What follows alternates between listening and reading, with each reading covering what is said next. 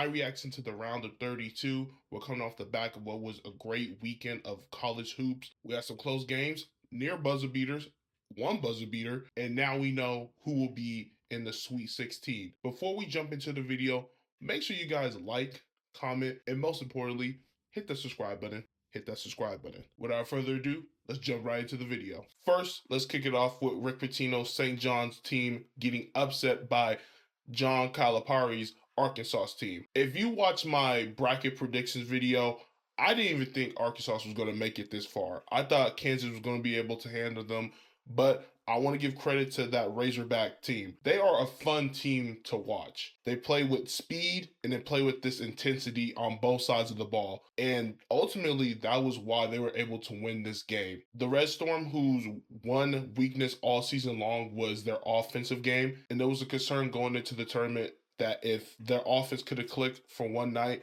would it be their undoing? And in this game, it was. In particular, I want to give credit to that Razorbacks defense. I liked how they got after the Red Storm.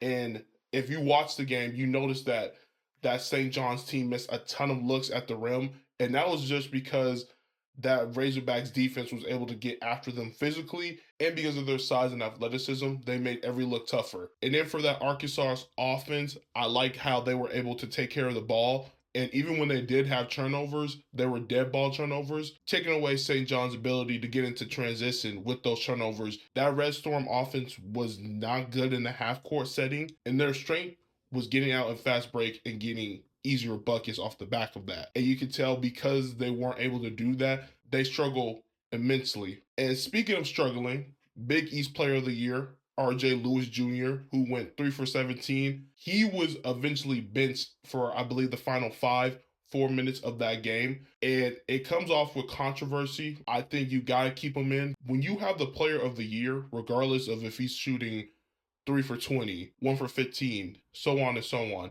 you got to keep him in the game because he's been your bread and butter all season long. And at the very least, he deserves the opportunity to help his team come back and extend their season. Unfortunately, St. John's, who I have reaching the Elite Eight, go down early here in the round of 32. I'm just curious to see where this program goes next. This looked like the season where they would return to basketball prominence. If I'm not mistaken, during the broadcast, they mentioned that St. John's hasn't made the Sweet 16 since 1999. So unfortunately, that fan base is going to have to wait another year. And I want to close out with Arkansas. John Calipari, you deserve an apology from me because of how his tenure ended with Kentucky and the inability to have postseason success. I thought that was a reflection on him and his coaching prowess. However, I was wrong.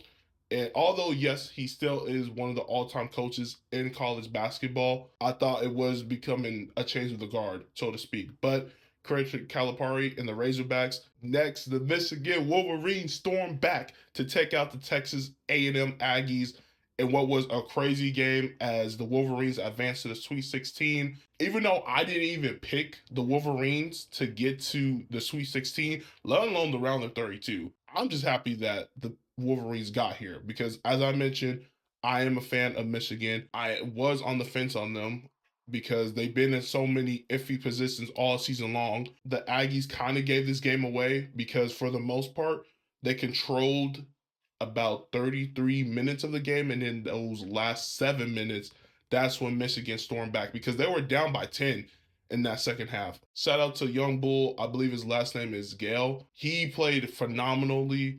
I think he had a career high, if I'm not mistaken.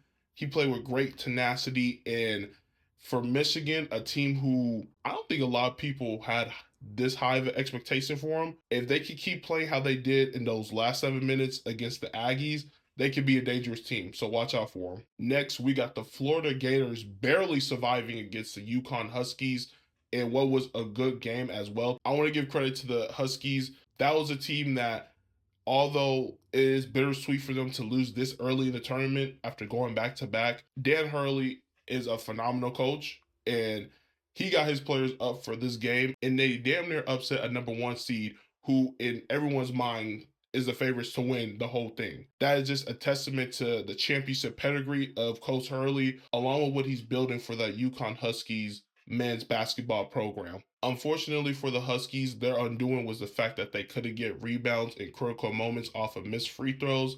That led to second chance points, which extended the lead and made it difficult for them to bring it back. On the other side, I want to give flowers to Florida because although a lot of people are going to say, well, how are you a number 1 seed and you almost lose to an 8 seed? UConn isn't your typical 8 seed. You don't go up against a back-to-back champion in round 2 typically. It's important to recognize that this was an important test for an upcoming program who is still trying to fill its way out as they look to claim their first national championship in over a decade. And with Florida winning, they were awaiting the winner of the Colorado State and Maryland game, which was in itself a fantastic game. Give Colorado State a ton of credit. I think in any other year, they win this game. Obviously, it's March. Anything can happen. As Maryland big man Derek Queen hit a fadeaway floater at the buzzer to win the game and send his team to the Sweet 16. He didn't even have a good game. I'm not gonna lie. I'm looking at the game, and although he had a presence about him, he wasn't dominating as much as he should have against a smaller Colorado State team. But for the Terps, a lot of the reason why they won this game was because they got a ton of offense from that backcourt, especially in the second half, and that ultimately proved as a difference maker. Next, I'm going to talk about all the top seeds all at once because essentially these were teams who were expected to win and advance. We got Purdue, Michigan State, Alabama, Kentucky, Texas Tech, Tennessee, and Duke. All those respective teams handle business and did what they were supposed to do. I want to know 3 of my takeaways though, however. I'm going to start off with Duke. The Blue Devils are a great team and they deserve to be one of the favorites to win the Natty, but I think I'm a little concerned about them because they've dominated in every game that if they get caught off guard and it's a close, tight game, how are they going to respond? They lost a close one on the road against Clemson. I think that's something that we should keep in mind as the tournament progresses. Next with Kentucky, it's good to see that they're back in a Sweet 16, and hopefully they put their tournament struggles behind them. I will say with this new squad for the Wildcats, I will say that they have a ton of experience in terms of having a Lamont Butler.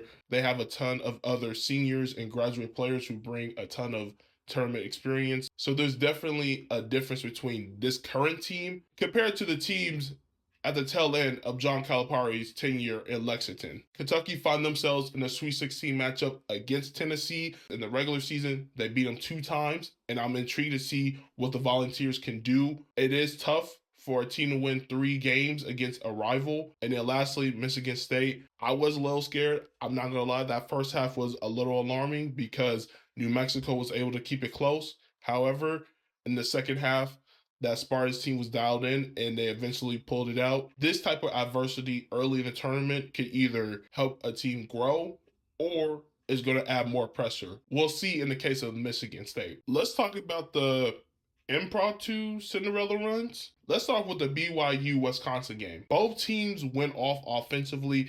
Credit to the Cougars because I heard that they were a phenomenal offensive team, but in that game, they were just so potent and they just got whatever they wanted. And off the back of their upset win against the Badgers, they feel like a team that when they're in rhythm, it's going to be difficult to send them home. And BYU going up against Alabama next round, that's going to be a crazy offensive game. In order to beat this Cougars team, you're going to have to play some physical, aggressive type defense. You got to make it difficult on the shooters to get space for one.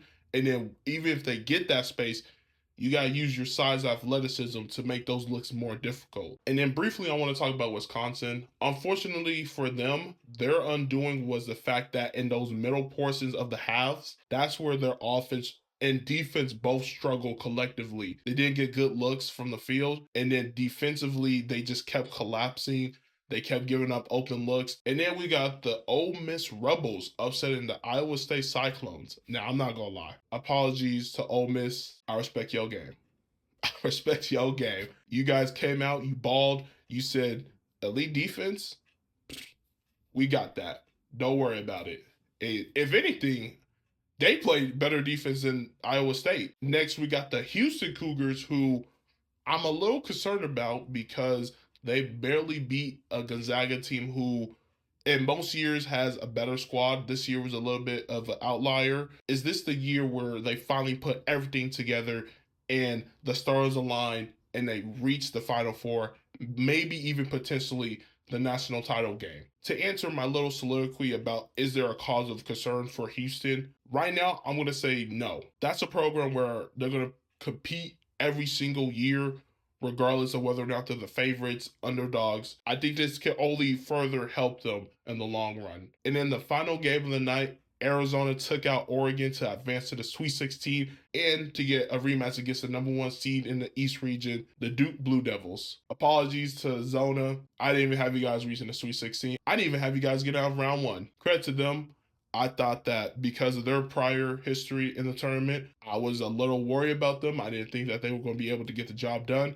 However, in these first 2 rounds, they've shown up and they've shown out. And as I already mentioned, they are getting a rematch against Duke, in which earlier in the season, Duke won 69-55. Can Arizona get a measure of revenge? And that's going to do it for my reactions. This past weekend of basketball did disappoint. Only one minor nitpick. We have no mid-major teams remaining in March Madness, unfortunately. Colorado State was this close, but again, Maryland hit a buzzer beater to send them home. In total, we have 7 SEC teams. We have 4 Big Ten and Big 12 teams, and then 1 ACC team in Duke. And before I got on here to record my video, I saw a clip from Twitter about whether or not this was good for the game. Probably not, because it's good to have that variety. It's good to have those smaller teams get some recognition here in March. NIL, the transfer portal, there's a lot going on in college sports in general. Is this going to be good for the game? I don't know for sure. Let's see how this tournament plays out, because